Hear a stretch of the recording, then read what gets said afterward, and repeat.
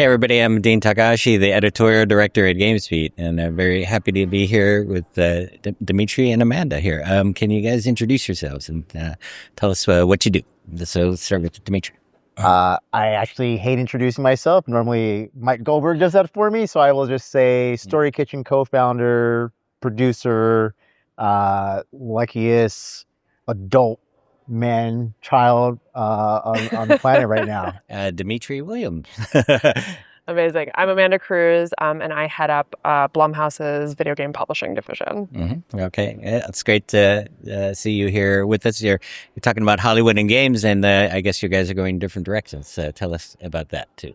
So yeah, well, I mean, maybe, certainly Blumhouse is adapting many video games, some of which obviously everybody knows, like Five Nights, and some they don't know yet. But I'm doing a lot of cool things now, as I have a long history of working in licensed games, taking our IPs and going the other direction. So, and a lot of the things that we've done at Universal, The Purge and stuff like that, I'm trying to figure that out. How far are you guys into that now? Like, as far as fresh. It's super, super fresh. And it's cool because a lot of production companies don't control their IP. And while we don't necessarily, from like a mechanical standpoint, control it, we have a more sophisticated relationship with Universal probably than most production companies do with their studio. So they're very happy to let us run with it, which is great for me. Because I was on the licensing side when I was at Lionsgate, but it's been a long time. I've always been in the chasing of licenses side. And so it's cool to be back in the seat and go, okay, cool. What do I want to do with that? Yeah. And yeah, Dmitri, some of your recent history. Yeah, but Amanda and I actually have like a lot of history together because there's been a lot of overlap. She was with Devolver previously, who obviously put out some great games, which led to us working on some stuff together. Me chasing her for stuff, not always getting it all, but trying to. But yeah, I think in the same way, she's looking to make that next amazing game.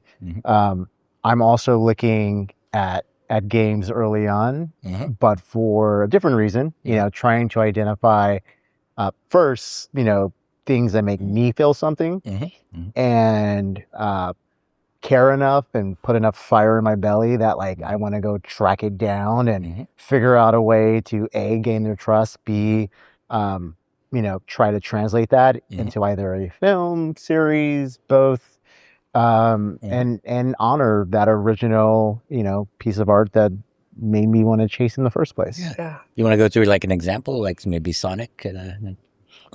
Well, Sonic's an interesting one. It's not the best example, only because, it's an example. Sonic, so like we grew up playing Sonic. We love Sonic, and for me, it kind of like is an overall statement about Sega. Like I was a Nintendo kid. Sonic was fast. Mario wasn't. Sonic had attitude. Mario did it, and it was all these things. Great music, and like that was why I fell in love with Sega. It's like I feel like were the first system to really treat video game scores like a real score. It was why when I played Streets of Rage, I was like, I have to make this a movie one day. Shout out Lionsgate. Oh my God. And Sonic, when you're looking at, okay, how do you make a Sonic movie? Okay, we can capture, because there's not a ton of backstory and lore. So it's like, you can capture that feeling. Obviously, the character needs to look a certain way, be fast, have a little attitude. But what made Sonic so special is at the end of the day, it's an orphan story. It's a kid who ultimately just wanted a family, wanted to belong. And that's something very relatable that, my mom, if she never plays a Sonic game, can understand the dynamic of a kid wanting a family. And like, that's really like a big piece of any adaptation is how do you do this in a way that connects with the core audience, but also can invite a new one in? Fallout did that really well. Like Fallout, if you know the games, there's some fun Easter eggs, but if you don't, you'll walk away and say, oh, I didn't know that was based on a game. That's kind of our goal right now with Life is Strange. Life is Strange, the hardcore fan will be so happy. And I can say that as someone who's been with this IP since 2014. I wear my black heart with pride, but every time a new thing develops with the show, I get a little dust in my eyes seeing it come to life. So like that'll be there. But like my mom can accidentally stumble upon this and be like, what is this show? And then find out it's based on a game after the fact. Yeah. And I don't know, do you guys think of this as the invasion of games into Hollywood, I guess? Or do you think of it in some friendlier way, I guess, now? I mean, the interesting thing is that the marriage is now working, right? Like, yeah. In the old days, like, the directors, didn't respect the games, right? I think. And then now the directors are growing up playing games. You just identified the problem. It was respect. There used to be this attitude, you're lucky to be in here, you're lucky we're talking to you.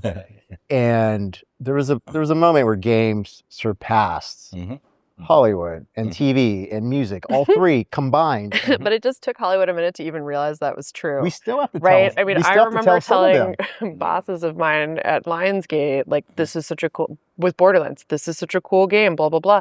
And they were like, well, it's kind of like, games is kind of niche. And I was like, when has that been true anytime in recent history, even then? Yeah.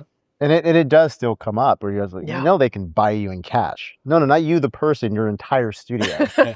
And it's like, and it's resetting the board where like everyone's coming to the table from a place of respect.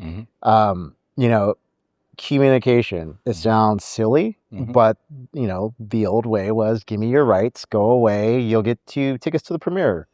Now, like our whole thing is, first of all, before we even get to studios, networks, it's let's sit down together. Let's figure out like, what's our creative sandbox? Are there do's and don'ts? Are there like hard no's that like, we can't touch? What are your plans for future, games, if any? Really have a, like we want our partners to feel like if you can't be there for every call, every meeting, can't be on set because you're making games, you feel protected because we completely understand, what you're looking to get from this. And then we have to sometimes play that role for Hollywood with like, okay, guys, you're great at making games, but here's why we need to do this so that we can make a great film or TV show. And then to your point, a lot of this has gotten easier because we have execs, directors, writers, actors who not only grew up playing games, but actively play games. And now there's a more shared, I would say, language. Yeah. I guess in the sort of film to games thing, I guess it must be interesting for those directors to lose control of the camera to the gamer, right? It's like the gamer now controls the camera, where a character's looking, and they just can't make predictable narrative happen, I guess. I think there has to be trust either way, right? And I found like exploring working on some pretty big IPs to come into games at certain points. It is one of the main questions I ask is like, how involved does the filmmaker want to be? Because that can be very, very cool, or it can be super cumbersome. Because in the same way, a lot of game makers have obviously no idea how to make a movie. The same is true in the reverse. So it has to be collaborative. It has to be respectful. And I think it's been at least my experience that game people can kind of, once it's explained, like they can kind of get on board a little bit quicker. I think film, part of it was that there were execs that were not as familiar, didn't grow up on it, but also I'll never say it's like harder to make a film, but you hear a lot more stories about people who, I was with this film for like 10, 20 years than I was with this game for 10, 20 years. And so I think, unfortunately, when you are a film producer, you have to be your own god in a way. Do you know what I mean? And it can go to your head a little bit and you can get stuck in that. And just kind of coming back down to earth is a big part of the process. So if we have a lot of these coming now, like what do you say have to be both bold about and then careful about, right? And like you're bold in that you've got to get that better IP than somebody else. I lose sleep. I don't lose sleep over feeling like I have to get everything. I lose sleep over the wrong people chasing games because they see a shiny object. Like I'll give you a great example. Exit 8. Exit 8 is a game I identified for the team. We never pursued it. That is one of the first adaptations where I saw it and I'm like, you know what? I could not have done better than that. I am so happy that exists. And like, I would love to have that feeling every time there's an adaptation that we're not touching no notes, couldn't have done better, like great. Because I think for all of us. The more of those, the better. Yeah. And I think answering the why now, I think that a lot of times when people are making a film or a show, at least in my experience, like that was a question that came up. But then sometimes in game adaptations, like just because it was a really cool game and maybe it could be adapted doesn't actually mean you should adapt it and you should adapt it now. Yeah. And I wonder, like, you know, if there is a bomb, there has been one or two bombs, I guess. We won't say exactly who they are. No comment. But yeah, if there's a bomb, does it sort of take some of the wind out of the sails of this trend that everybody's so excited about, so happy about? That. You know. So this is where, and I love that you're sitting here, because I actually use her company as an example. Blumhouse. What are they known for? Horror. Yeah. People used to say, "Oh, they're the game guys." So then we started challenging. What does that mean? Game guys. We might be doing YA. We may be doing horror. We may be doing sci-fi. It's a little harder to dismiss like games when games are so many different things. To the point that you can get into a 10-hour debate with game devs about what a game is. So I think it's a little harder to just simply dismiss. And I think we're past that point. Yeah, we're getting there at least, right? But no, I think often when people talk about you being a producer that adapts games, I've actually thought of this before, like how Guillermo del Toro says, animation is a medium, not a genre. Like, and that's true about like game adaptations too. It's not any different than adapting novellas, books, articles, or any of the other things. Like, I think that traditionally the standard of films is about 80% of them are an adaptation, probably higher now. So why is it that crazy that it's games? So it's likely that, say, Blumhouse is not going to miss on a horror game, right? Yeah. Miss what? Blumhouse is not going to miss on horror. Yeah. Right? And so like it's less likely that, even though you're crossing into a different medium, you know horror well enough that. I mean, you hope so. But I think, you know what, I would say, and I think that my colleagues at Blumhouse would say, would agree, like, we're not afraid to fall down. Horror is an incredibly experimental medium. And I think, like, even if you look at the last year, we had Megan not really work. And Jason did a pretty, like, vulnerable series of podcasts where he delved into that pretty heavily. And we're not afraid to be, honestly. like, and we're not afraid to, like, really, really talk about that, which is part of why it's exciting to, like, no shame in trying.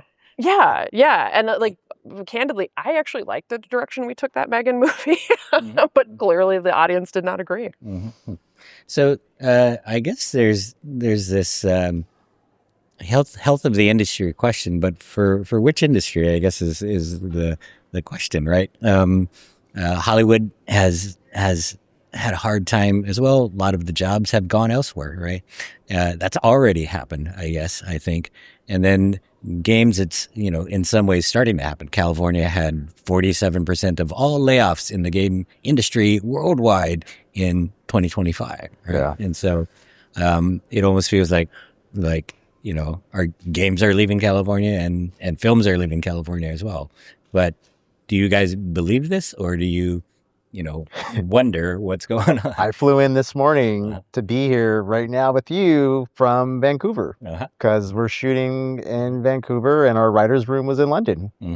So we have 3 things shooting this year. None of them are actually in the States, period. They're all either in the UK or in Canada.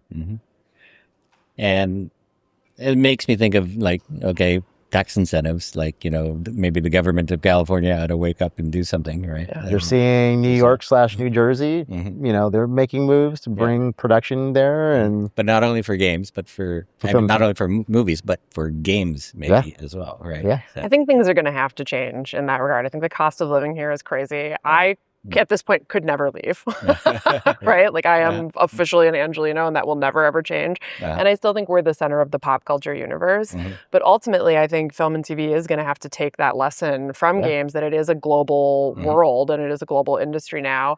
And I think you see more Hollywood writers and directors leaving and being able to come back, and it's not so taboo. It used to be, if you don't live in LA, you might as well not exist in those industries. And now I think people are like, oh, that guy lives in Oregon or whatever, fine. He'll come in when he needs to. It's not 100% Unfortunately, there. I feel like producers are like the last line who kind of still need to be here. Yeah. Because like Mike always says, Hollywood's an idea now, meaning the deals still actually get executed here in Hollywood. You still have the lots, you have the building, like BAs here, which kind of means producers are here, but like the talent seems to have a lot more freedom to live everything right now. Yes, they're getting to break away first. Yeah. So maybe it's the jobs that stay here are the leadership jobs of both Hollywood and it definitely feels more leadership than creative community currently.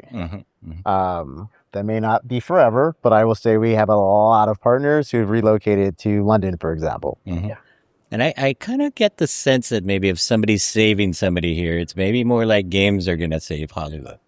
I mean, we've all heard the rumors, and we'll see. Yeah, I mean, you mean like as in like we've heard of somebody's going to own everybody or something. We'll see. Who can amass the largest conglomerate at this point? Right? And then, by the way, we've seen in the past where that happens, and then it starts to slowly spin back out. So, like, who knows what 10 years from now looks like? I will say.